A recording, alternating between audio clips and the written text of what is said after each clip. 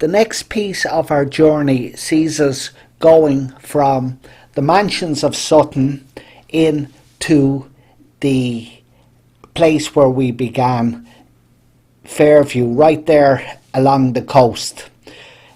So that would complete our lap. Now the sea dominates here, and in Sutton and along there is where Molly Malone and all the other half slaves collected the cockles, the mussels, the periwinkles that they sold to the gentry.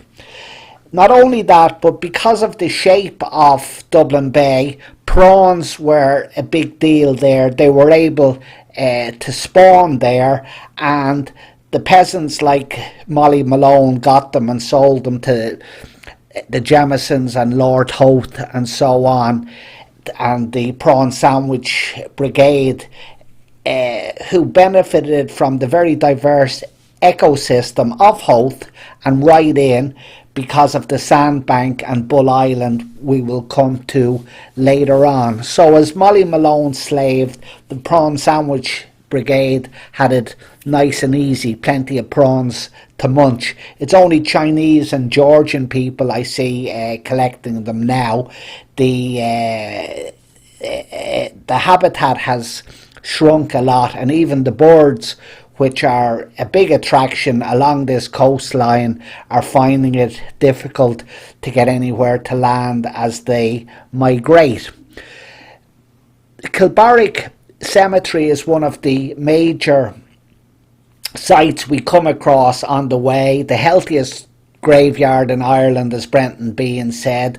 It used to be out the back of Beyond because it was in view of Ireland's Eye, where the main holy place was, so it was much sought after. The fauna was very different, so there was a lot of bees and beekeeping, and the honey could be passed up the line to sweeten the gruel that the poor had to eat.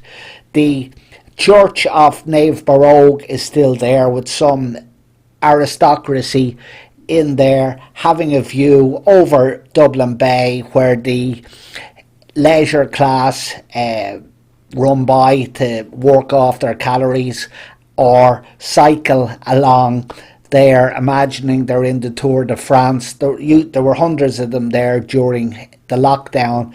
The various graves include Owen MacNeill and his brother James, who were very formative around the time of the 1916 rebellion and the birth of the Irish Free State.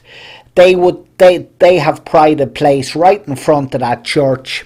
So obviously a family grave. There's a couple of others in there as well. There's James hunting big game out in the colonies.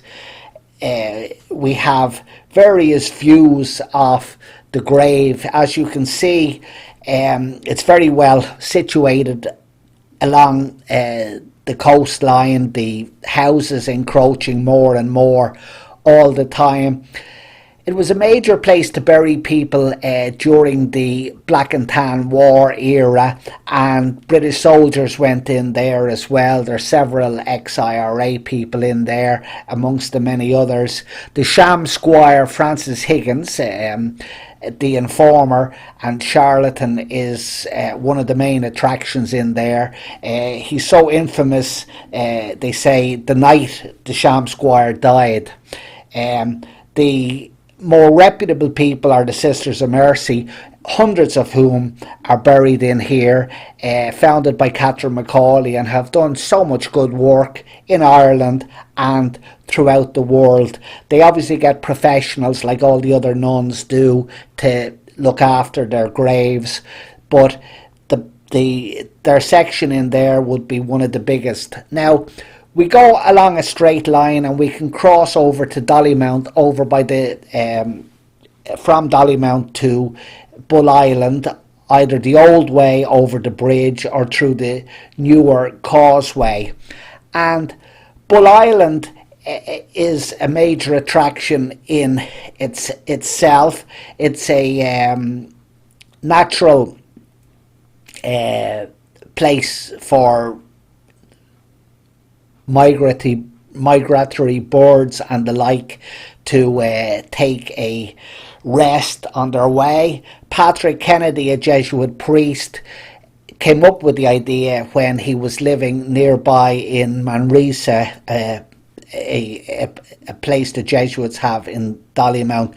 Captain Bligh of Mutiny on the Bounty fame or infamy, he came up with the idea when he was living in Howth, and he actually steered Bull Island to its conclusion, and the Bull Wall, which is the big wall that stretches out, they had to build that to stop Dublin Bay silting, and so they built this big sandbank which is now known as Bull Island, 2 golf courses and a whole range of fauna and wild birds and little animals, which included the hare, which is an endangered species but is extinct there now because of pesticide, and the hare coursing lots still use it.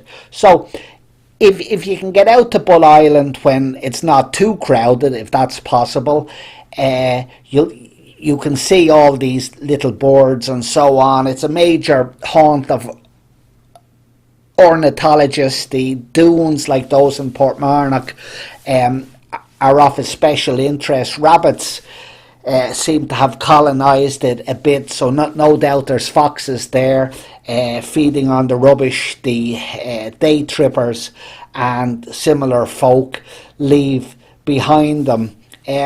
It is a nice place to go, but all of these resources are catering to far too many people. If we go inland a bit to Father Collins Park, it's a beautiful park, but it's surrounded by tens of thousands of people, which will soon be hundreds of thousands of people, and one has to wonder at the quality of life and where the economic direction is going.